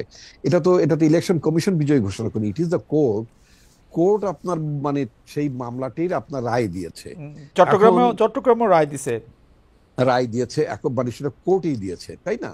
এখন আপনি এই কোর্টের রায়ের বিবেচনা বোধ অথবা এটাকে আপনি যে ব্যাখ্যা আপনি দিতে পারেন সেটা আলাদা কথা। আমি যে ব্যাখ্যা দিতে পারি সেই ব্যাখ্যা হচ্ছে বিএনপি অলরেডি ইন পাওয়ার, এবং বিএনপির বাইরে এখন কিছু নাই বাংলাদেশে। ইলেকশন হইলে বিএনপি 290 সিট নিয়ে আওয়ামী লীগ যেভাবে দেশ শাসন করছে এইভাবেই দেশ শাসন করবে না। বিএনপি ইলেকশন হলে বিএনপি পাওয়ারে যদি আল্লাহর হুকুম থাকে, আমি সবসময় একজন বিশ্বাসী মুসলমান হিসেবে আমি মনে করি যে আল্লাহর হুকুম যদি থাকে, তাই না, মানে রাজ্য ক্ষমতা এগুলো সবই তো আল্লাহর হুকুমের বাইরে কিছু হয় না, এটা আমি গভীরভাবে বিশ্বাস করি। কিন্তু আল্লাহর হুকুম যদি থাকে, আল্লাহ যদি চান, নিশ্চয়ই আপনার জনগণ ভোট দিলে বিএনপি নির্বাচিত হবে, ক্ষমতায় মানে দায়িত্ব রাষ্ট্র পরিচালনা করবে। কিন্তু আপনার 290 280 এত ব্রুট মেজরিটি বিএনপি ক্ষমতায় যেতে চায় না, নিঃসন্দেহে না। আপনাকে আরেকটা কথা আমি বলি, বাংলাদেশে মানে আপনার একটা ক্রেডিবল আপনার মানে ডেমোক্রেটিক প্র্যাকটিস থাকুক, একটা জবাবদিহিতা থাকুক। আমরা কোন সংস্কারটা চাই? বিএনপি কিন্তু বারবার একটা কথা বলছে যে আমরা ভোটের জন্য, একটা সরকারকে জবাবদিহি করার জন্য, রাষ্ট্রের নিরাপত্তা সংহত করার জন্য যেই সব আপনার সংস্কারগুলো এসেনশিয়াল, সেই সংস্কারগুলো নিয়ে আমরা আগাই, যে সংস্কারগুলো আপনার পরবর্তীতে গভর্নমেন্ট হিসেবে আপনি করতে পারবেন। এখন আপনার কথার কথা, আপনি ক্লাসে পাঠ্য বই আপনি বাংলা ভাষায় মানে করবেন না সব ইংরেজি ভাষায় পড়াবেন, এটা তো এখন সংস্কারের মুখ্য বিষয় না। আপনার এই যে বারবার ফ্যাসিস্ট সরকার কেন আসে? Because due to election. এরা ইলেকশন তোয়াক্কা করেনি। ইলেকশন কথাটা শুনলে তাদের গায়ে গায়ে আগুন জ্বলবে যারা জীবনে ইলেক্টেড হইতে পারবে না, নির্বাচনের মধ্যে ক্ষমতা যাওয়ার কোনো সুযোগ নাই। রিসেন্টলি আপনি আরেকটা দেখবেন কথা বলছেন, যেটা আমার পার্টি এটা ভিন্ন মত পোষণ করেছে, সেটা হচ্ছে সংখ্যানুপাতে মানে আপনার মানে ইয়ে চাই, কি বলে মানে নির্বাচন। আচ্ছা রিপন ভাই একটা হাইপোথেটিক্যাল প্রশ্ন করি। ধরেন আজকে থেকে 1 বছর পরে নির্বাচন হইলো, তো 1 বছর পরে নির্বাচন হইলে আপনারা কি এনসিপি রে ভয় পান যে এনসিপি একটু এখন কিছু আসন পাইলে ওই সময় আরেকটু বেশি আসন পাবে, এরকম মনে করেন? না না না, আমি আদৌ তা মনে করি, আমি ব্যক্তিগতভাবে আমি আদৌ তা মনে করি এবং আমার দলও তা মনে করে না। তাহলে আর আপনারা ইলেকশনটা তাড়াতাড়ি করার প্রেসারটা কেন দিচ্ছেন? ইলেকশনটা তাড়াতাড়ি করার প্রেশার দিচ্ছ যে কথাটা বলে, এটা তো একটা নির্বাচনী সূত্র। গণঅভ্যুত্থান যে আপনি আশরাফ কায়সার বলেছেন, আপনি বলেছেন একটা দীর্ঘ, আমরা বলবো কিন্তু বিএনপি দেখেন স্টেক হোল্ডার, বিএনপি কেন বলবে? বিএনপি ওয়েট করবে যখন ইলেকশন হবে তখন ইলেকশন হবে, আমরা বলবো ইলেকশন। না না, অনির্বাচিত সরকার যতদিন ক্ষমতা থাকবে ততদিন এখানে ষড়যন্ত্র থাকতে পারে। এই যে গত 3-4 দিন বাংলাদেশের যে গুজবের ফ্যাক্টরিতে পরিণত হয়েছিল এই জরুরি অবস্থা। রিপন ভাই আপনি আমার থেকে অনেক ভালো জানেন, আপনি গুজবের ফ্যাক্টরির কথা বলতেছেন। আমরা কি দেখতেছি? আমরা দেখতেছি শাহাদাত সাহেব চট্টগ্রামে মেয়র হয়েছে, ইশাক সাহেব ঢাকায় মেয়র হয়েছে, অ্যাটর্নি জেনারেল আপনাদের লোক, আইন আদালতে গিয়ে তারেক সাহেবের সব মামলা তুলে নেওয়া হয়েছে বা খালাস হয়ে গেছে, বেগম জিয়ার মামলা পরের দিন খালাস হয়ে গেছে। সেক্রেটারি যারাই প্রশ্ন করি, আমি তো কিছুদিন সরকারি চাকরি করছি জানি, যারাই প্রশ্ন করি সে নিজের প্রথমে বলে না যে ভাই তোমার সাথে বিএনপির কোন লিডারের কথা হলে তুমি কিন্তু বললো আমি কিন্তু বিএনপির লোক। এই সিস্টেমটা তো ভাঙতে হবে। কেন তাকে বলতো সে বিএনপির লোক? আমি তো বারবার আমি তো রাজনীতি করি, আমি যখন আমার এলাকায় যাই, I met my SP DC আপনার ইউনো, তাদেরকে মিট করছি। আমি একটা কথা বলতাম যে প্রজাতন্ত্রের কর্মকর্তা হিসেবে আপনি কখনই বিএনপির লোক আপনার পরিচয় দেওয়ার দরকার নেই। যেমন আপনি আওয়ামী লীগের লোক পরিচয় যদি দিয়ে থাকেন, সেটাকে যেমন আমরা মানে অন্যায্য মনে করছি, সমালোচনা করছি, একইভাবে আপনি কখনো বিএনপির লোক হিসেবে পরিচয় দেবেন, সেটাকেও কিন্তু আমরা সমালোচনা করব, নিন্দা করব, এবং আমরা এটাকে মোটেই প্রশ্রয় দেব না। আপনার প্রজাতন্ত্রের মানে কর্মকর্তা থাকুন, তাতে বরং আপনি রেসপেক্ট পাবেন। আপনার পোশাকের মর্যাদা, আমি পুলিশ অফিসারকে বলেছি, আপনার পোশাকটাকে তো আমরা শ্রদ্ধা করতে চাই, আপনাকে কোনো বিশেষ অনুগত। রিপন ভাই আপনারা যখন এখন আপনাদের মানে ঢাকার বাইরে যান, তখন পুলিশের কর্তার বা প্রশাসনিক কর্তার ব্যবহার আপনাদের প্রতি অনেক পাল্টাইছে না? আমার যেহেতু আগে প্রশাসনের কর্মকর্তাদের সাথে আমার মিট করার কোনো সুযোগ ছিল না, কারণ তারা আপনাকে খুঁজতো রাষ্ট্রীয় অতিথিশালায় নেওয়ার জন্য। তবে বর্তমানে আমি আমার নিজ জেলার কথা বলতে পারি। নিজ জেলা স্বাভাবিক আমার এলাকার আইন শৃঙ্খলা পরিস্থিতির কথা বলেন, হ্যাঁ, আমি নানা কারণে যখন আমি বলি তাদেরকে স্ট্রেট কাট বলি যে আমাদের দলের তরফ থেকে, এবং এটাও বলেছি যে আমার দলের কোনো কর্মী যদি দলের পরিচয় দিয়ে কোনো লোক যদি আমার দলের পরিচয় দিয়ে যদি কোনো অন্যায়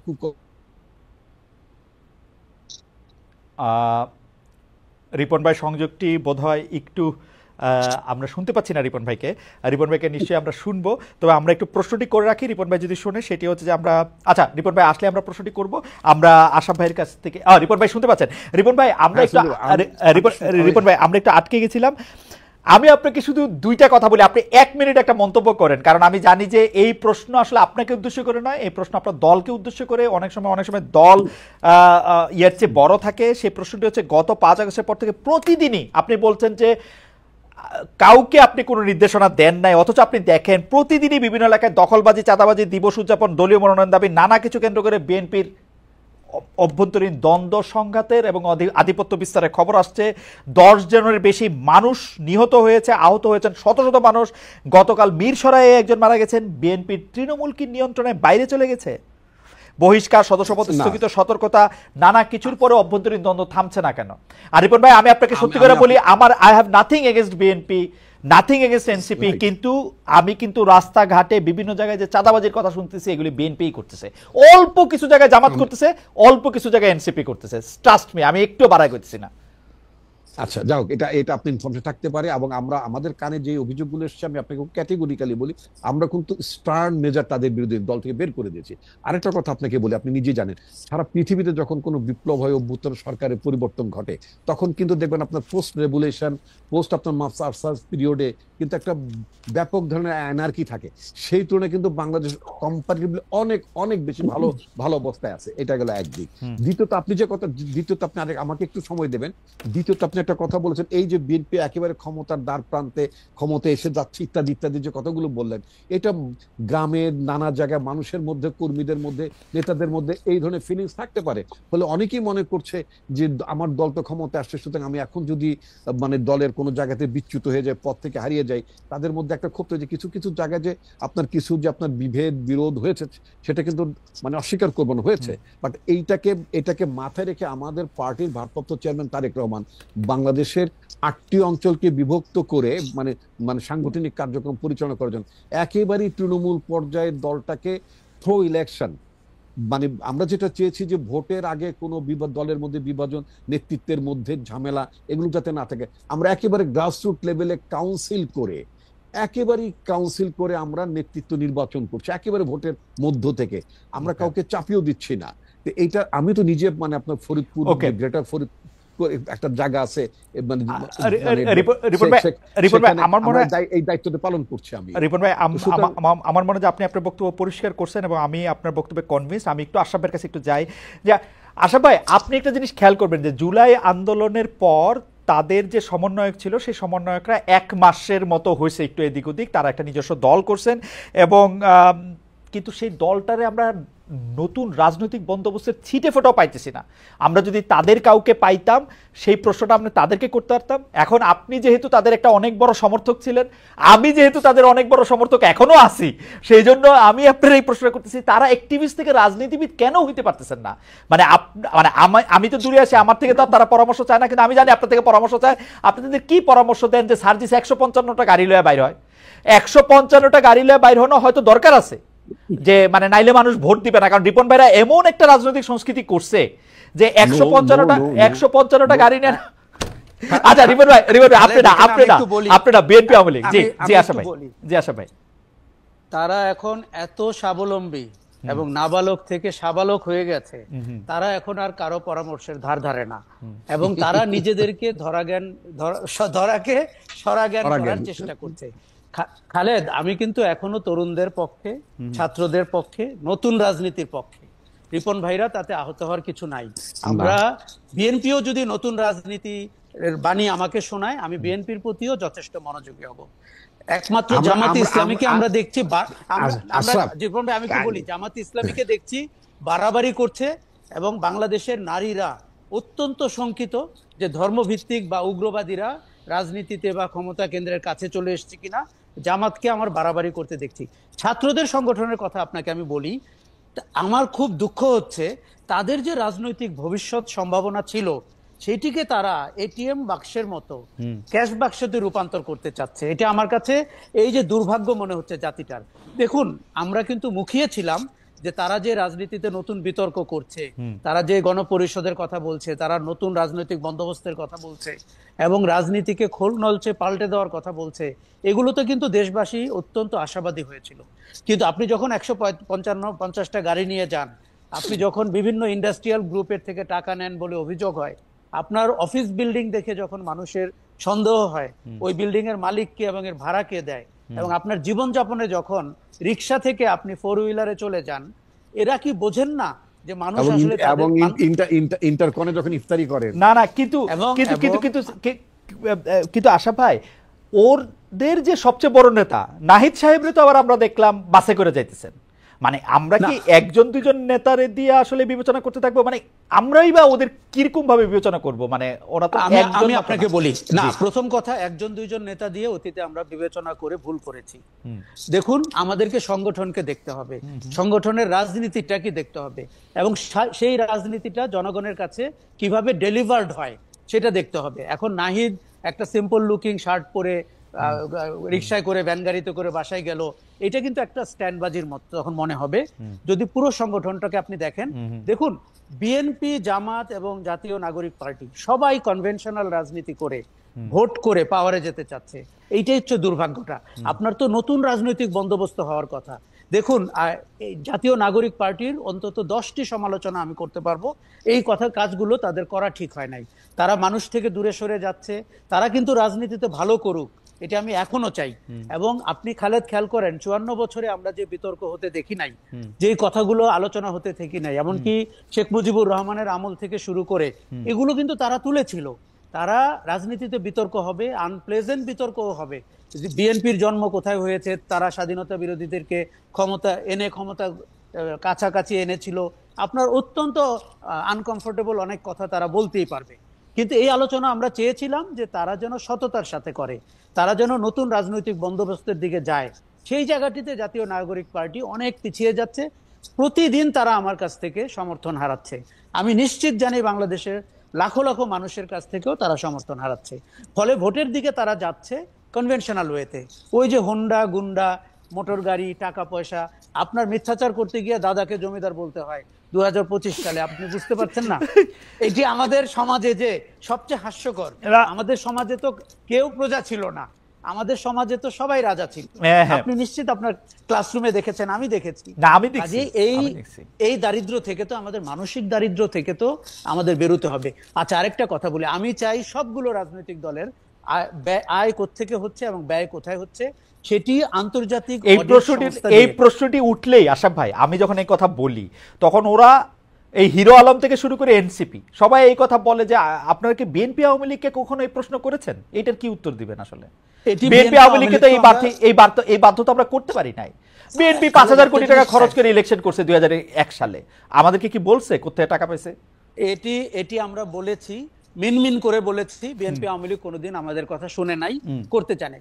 তার পরিণতি কিন্তু তারা বরণ করেছে। আপনি আওয়ামী লীগের মতো দলকে পালিয়ে যেতে দেখলেন, আপনি আর আমার জীবদ্দশায় আমরা কখনো ভাবতে পেরেছি খালেদ? আপনি বিএনপি কে 16 বছর যেই অত্যাচারের ভেতরে দেখেছেন 1/11 এর পরে, আমি তো বলবো এই বিএনপি কে তো আমরা কখনো, বিএনপি একটা পরীক্ষিত রাজনৈতিক দল হতে পারতো, এখন কিন্তু আমি সেটি দেখছি না। কেন বলি? রিপন ভাই বারবার সংস্কারের কথা বলেন, সাংগঠনিক সংস্কার, 8টি বিভাগ, জেলা পর্যায়ে। রিপন ভাই নিজেও একটি বিভাগের দায়িত্বে আছেন। ভাই, আপনার সাংগঠনিক সংস্কার নিয়ে আমরা আগ্রহী না। আপনার রাজনৈতিক সংস্কারটি কোথায়? আপনার রাজনৈতিক আচরণ, আপনার না রিপন ভাই, আমি জানি আপনার সাথে আমার দুদিন আগে দেখুন, আপনার দলের ভারপ্রাপ্ত চেয়ারম্যান যদি এইভাবে বলে থাকেন, ওই দলের তৃণমূল পর্যন্ত কেন আপনি যাচ্ছেন না? আমি আজকে রিপন ভাইকে বলে রাখি, শোনেন, 4 বছর মেয়াদী সংসদ অথবা প্রধানমন্ত্রী 2 বার, এগুলো আপনি যখনই মেনে নেবেন, পারসেপশন হবে যে বিএনপি সংস্কারের পক্ষে। আপনার বিভাগের সংস্কার নিয়ে কথা বলতে হবে না। আপনি এমনও হতে পারে, আপনারা যতদিন ক্ষমতায় থাকার কথা ভাবছেন, আপনি তার 2 গুণ 3 গুণ সময় ক্ষমতায় থাকতে পারবেন ভালো রাজনীতি করে। কিন্তু আমাদের দুর্ভাগ্য হচ্ছে খালেদ, আমরা বারবার আমরা শিওর হতে চাই যে আমরা নিশ্চিতভাবেই ক্ষমতায় থাকতে পারবো কিনা। এই গ্যারান্টি নিলে গণতান্ত্রিক শাসন হবে না। এই গ্যারান্টি দিয়ে আমার মনে হয় যে we would like to extend it তামিদ for 10 minutes, 10 more minutes, because we have please. আমি একটু রিপন ভাইয়ের কাছে অনেক প্রশ্ন জমা হয়ে গেছে। আমি একটু রিপন ভাই, আমি যেহেতু একটু সময় আমরা একটু বাড়ালাম আপনার অনুমতি নিয়ে, আপনাদের অনুমতি নিয়ে, সেই একটা প্রশ্ন এটা করতে চাই যে আমরা এনসিপিকে অবশ্যই বলবো, তোমরা রূপায়ণ টাওয়ারে কেমনে তোমরা অফিস নিলা, তোমরা কেমনে ইন্টারকন্টিনেন্টালে খাওয়াইতেছো, তোমরা কেমনে গাড়ি চড়তেছো, কিন্তু আমাদের তো এই প্রশ্ন এখন করতে হবে রিপন ভাই। আপনি আমাদেরকে যত খারাপই মনে করেন, গত 15 বছর ধরে এই প্রশ্ন আমরা করতেছি। হয়তো আশরাফ ভাইয়ের ভাষায় আমরা অত বুলন্দ আওয়াজ তুলছি কি তুলি নাই সেটা একটা কথা, কিন্তু আপনারা এই প্রশ্ন আমি করতে চাই যে আপনারা কি এই সব আয় ব্যয়ের হিসাব দিবেন? আপনারা কি হিসাব দিবেন আপনাদের শীর্ষ নেতা লন্ডনে থাকতেছেন, তার ব্যয় কোত্থেকে আসতেছে? Is it clear?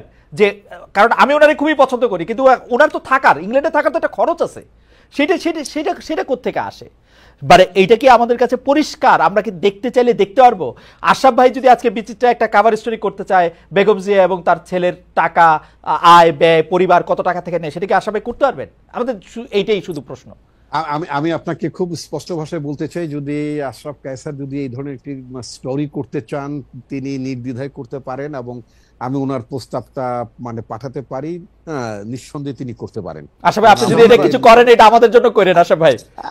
আমি বলে দিচ্ছি খালেদ, আমি এরকম একটি কভার স্টোরি করতে চাই জি। এবং আমি চাই বিএনপি আমাকে তথ্য ভিত্তিক ভাবে জি। সহযোগিতা করুক। Thank you. এটিতে বিএনপির রাজনীতির যে মানে ট্রান্সপারেন্সি, হলমার্ক অফ ট্রান্সপারেন্সি হয়ে যাবে। আমি আমি আমি আপনাকে মানে আশরাফ কায়সার প্রসঙ্গক্রমে আমি যদি বলি, আমাদের নেতা তারেক রহমান সেখানে থাকেন, তার স্ত্রী একজন গাইনোকোলজিস্ট, তিনি ওখানে বিলেতে কাজ করছেন, তার মেয়ে বিলেতে কাজ করছেন, তাই না?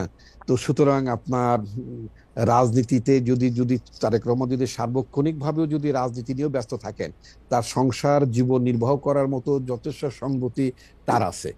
আমি ঘটনাক্রমেই বলি, প্রসঙ্গক্রমেই বলি যে আমার স্ত্রী একজন চিকিৎসক, তিনিও ঢাকা মেডিকেলের ছাত্রী, তিনি অ্যাজ ওয়েল এস তিনি ব্রিটিশ সিটিজেনও, তার বিদেশে কিছু মানে তার আয় রোজগার ছিল, তিনি সেখানে কাজও করেছেন অ্যাজ এ ডক্টর। তো সুতরাং ট্রান্সপারেন্সি থাকবে না, কারণ জানতে চাইলেই তো আমরা বলতে পারবো, আমরা এগুলো তো লিখিও, আমরা প্রকাশও করি, অসুবিধা তো নাই। ওকে, তার মানে এটি প্রকাশ্য খবর যে আসলে আমরা বিএনপির আয় ব্যয়ের হিসাবটা বিএনপি নেতা নেত্রীরা এখান থেকে কমিউনিস্ট পার্টির হোল টাইমারদের মতো টাকা নেন কিনা সেটাও আমরা একটু জানতে পারবো। আচ্ছা খালেদ, আমি আপনাকে আপনার অনুষ্ঠানের মাধ্যমে বলতে চাই, গত 2 বছর তো আমার স্ত্রী আমার মানে সংসার টেনেছেন, আমরা ভাবি সম্পর্কে একটু জানি, সুতরাং সেটা মানে উনার হয়তো মানে আপনাকে টানা শুধু না, মানে আমাদেরকে আপ্যায়ন করে খাওয়ানো মানে মানে সেটা আছে, কিন্তু সেটা বিএনপির ক্ষেত্রে আমরা এটা একটু পরিষ্কার জানতে চাই। আরেকটা কথা হচ্ছে যে এইটা যেহেতু একটা শেষ পর্যায়ে, আপনার কথা শুনে আমরা একটু আশা ভাইকে শুনে আমরা আজকের অনুষ্ঠান এখানে শেষ করতে চাই যে আমরা যতটা ট্রান্সপারেন্সি এনসিপির কাছ থেকে আশা করি, সেই প্রত্যেকটা বিষয়ে যে রাজনৈতিক সংস্কারের কথা আশা ভাই প্রশ্নটা তুলেছিলেন, যে আপনাদের রাজনৈতিক অবস্থান, আদর্শগত অবস্থান, পার্টির ভিতরে গণতান্ত্রিক অবস্থান, পার্টির আয় ব্যয়, যেগুলি আমরা এনসিপির কাছ থেকে জানতে চাচ্ছি, সেগুলি আপনারা আমাদেরকে দিবেন কিনা, ওই স্বচ্ছতা ওই জবাবদিহি আমরা পাবো কিনা? নিঃসন্দেহে বিএনপি প্রস্তুত, বিএনপি এই ট্রান্সপারেন্সি বিশ্বাস করে। আরেকটা কথা আপনার মাধ্যমে বলতে চাই যে নতুন রাজনৈতিক বন্দোবস্তের কথা ছেলেরা যে 24 সালের অগাস্টের পর থেকে বলা শুরু করলেন, এই নতুন রাজনৈতিক বন্দোবস্ত কিন্তু বিএনপি একটা পুরনো পার্টি হিসেবে বিএনপি কিন্তু নতুন রাজনৈতিক বন্দোবস্তের দিকে এগুচ্ছে।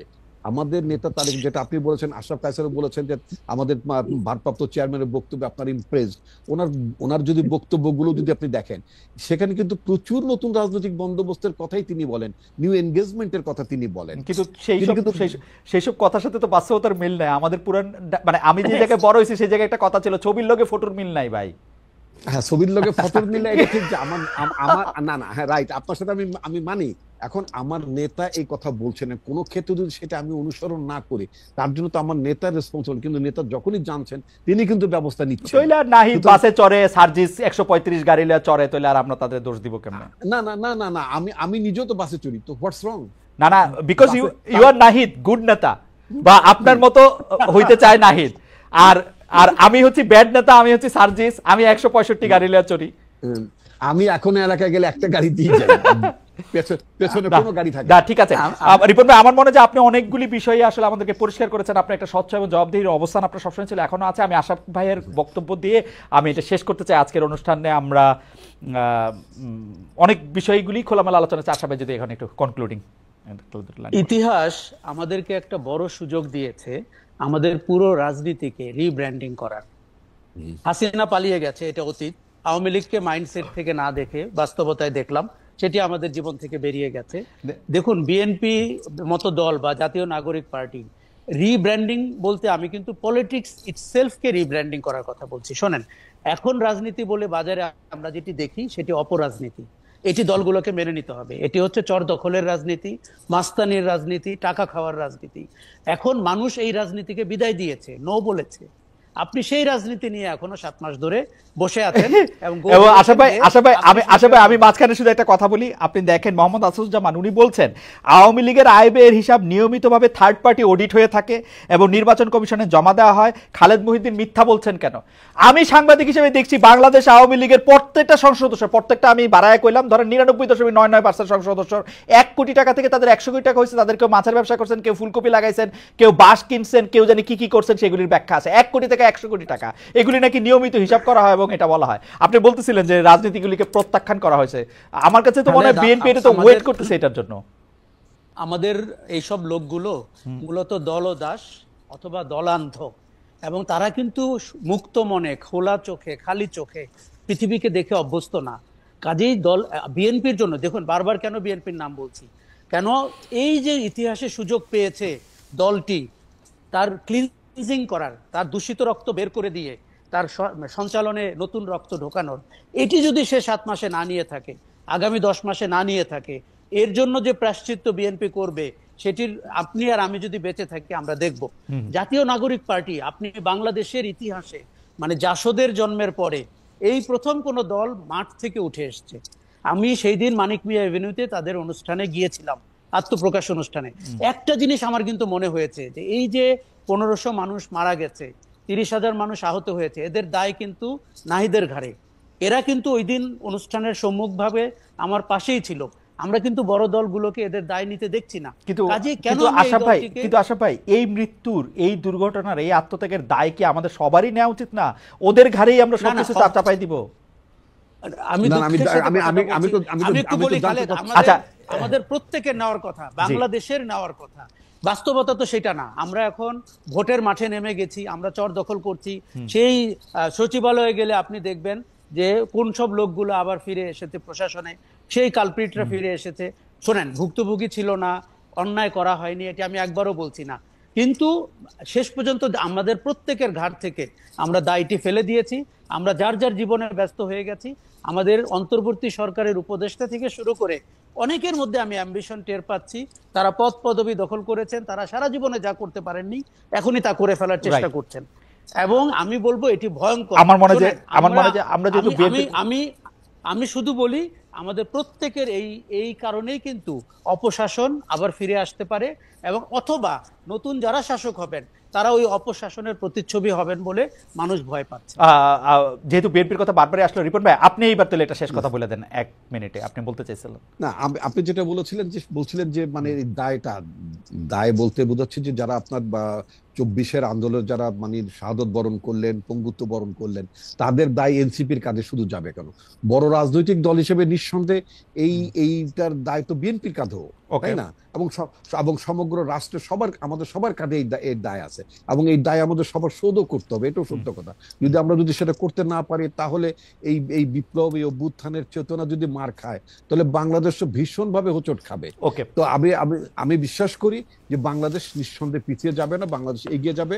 এবং আমাদের নেতা তারেক রহমানের নেতৃত্বে আমরা যে একটা নতুন যে রাজনৈতিক বন্দোবস্তের কথা বিভিন্ন ভাবে আমরা বলছি, এবং আমরা নিঃসন্দেহে যদি দেশ পরিচালনার দায়িত্ব পাই, আমাদের সম্পর্কে যত নেতিবাচক মানে প্রচারণা হোক না কেন, আর মিডিয়া ট্রায়ালের সম্মুখীন হই না কেন, আমরা নিঃসন্দেহে আমরা অবশ্যই প্রচারণা এবং মিডিয়া ট্রায়াল চলতে থাকবে। রিপন ভাই, আমরা আপনাদেরকে দেখতে থাকবো, আমরা বিবেচনা করতে থাকবো। আশরাফ ভাই আপনাকে অনেক ধন্যবাদ, রিপন ভাই আপনাকে অনেক ধন্যবাদ। দর্শক, আগামী অনুষ্ঠানে নিশ্চয়ই আপনাদের সঙ্গে দেখা হবে।